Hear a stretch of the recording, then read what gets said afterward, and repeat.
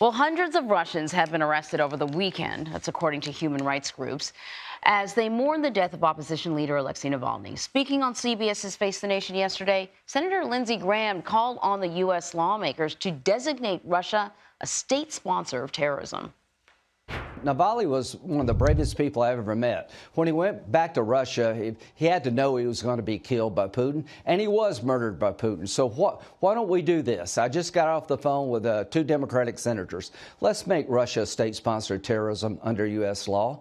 Let's make them pay a price for killing Navalny. It would allow the Navalny family to go to U.S. court and sue Putin's Russia for killing of their loved one. A state sponsor of terrorism designation is a game changer. It would allow more sanctions. It would open up the American courtroom. Well, Imtiaz Tyab is tracking all the latest developments from London. In her video message, Yulia Navalnaya vowed to continue her husband's work, build a free Russia, and reveal the names of those involved in his death. While at Moscow's Solovetsky Stone, a monument to the victims of political repression, supporters continue to leave flowers in memory of Alexey Navalny.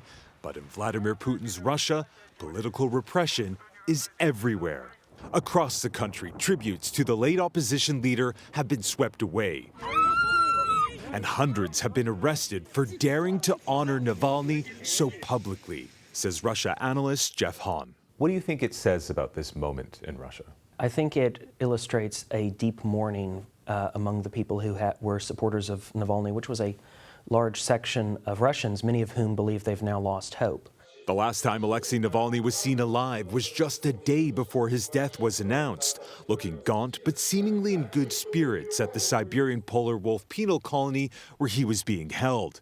Navalny's allies, President Biden, and other world leaders say Vladimir Putin bears responsibility for his demise. The Russian president was pictured smiling at a visit with factory workers shortly after the news of Navalny's death broke, but still hasn't commented publicly on it. After exposing corruption at almost every level of the Russian state, frequently targeting Putin himself, Navalny survived poisoning attempts and spent years in some of Russia's most notorious prisons before dying at 47, leaving behind a wife and 2 children. Well, in the wake of Navalny's death, the Biden administration is doubling down on its support of Ukraine. White House reporter Willie James Inman joins me now with more on why Republican opposition to funding could further complicate those efforts, though. Willie, good morning. Hey there, Anne-Marie. Good morning to you. That's right. Over the weekend, Vice President Harris and President Biden sought to reassure the Ukrainians that the U.S. will come through and give forward that support that they need. In fact, Vice President Harris spoke alongside President Zelensky of Ukraine at the Munich Security Conference, and she essentially said this is not a political game, that House Republicans need to come forward and pass that legislation that the Biden administration has asked for. Over the weekend as well, President Biden held a call with President Zelensky, and he essentially said that the Ukrainians have had to withdraw from Avdiivka, and that gave Russians essentially a gain that they haven't had in months. And the president said that Congress needs to pass that legislation as well. I guess the thing that's gunking up the wheels here, so to speak, is legislation that would call for more support for border security to stop that influx of migrants, or at least slow it at the southern U.S. border. House Republicans have said they won't vote for foreign aid for Ukraine unless that is passed first. Now, both the House and Senate have moved on this. The House passed a standalone Israel foreign aid bill. The president said he would veto that.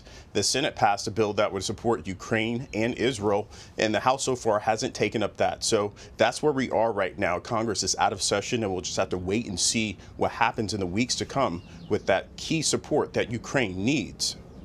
Well, you know, they all agree that something needs to be done at the border, Willie. They all agree that we need to support Ukraine. You think they could get on the same page and get something done. But no, it's Congress. Willie, thank you very much. You're welcome.